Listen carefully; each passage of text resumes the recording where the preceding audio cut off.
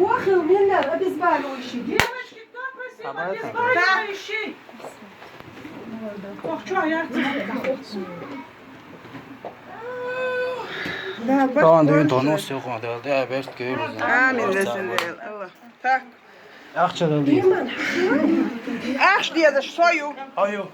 Dokma diyorlar. Ne diye? Sen pek 300 sordun. doların vakti diyor. Ya eğer yokmuş ya. Mal sanıyor ya var ya.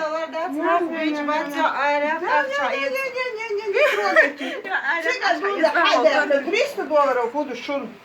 Sigar düğün hadi akar diş. Bana da esas ödeyim. Соде еще, я знаю, что вещи. Soğuk marşiç. Ах, ходил. Положишь, уйдешь. Давай. Догорди, хадасу, Az хаши. da gördün. Al Я привыкла, мне долларами деньги отдают. Давай деньги. وننقص Ya تليفون da حيش دعوة بو çok sıkadı sana da. Dayan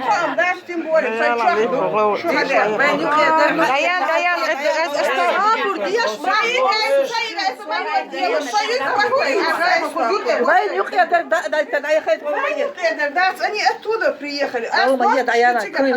Sigar habertne şu gıl bu. Yener haber. يبرن أشهد يبرن Evet, o da yakış. Doğuş da yakış. Ya da ya da. Her yakış. Hadi esnaf privatın doğun. Duruş hadi ya tayı git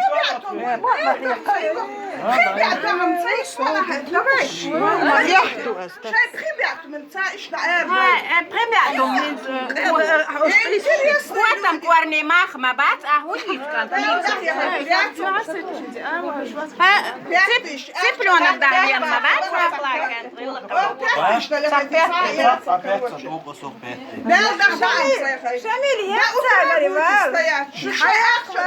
Торговец, мичер вали наш, а?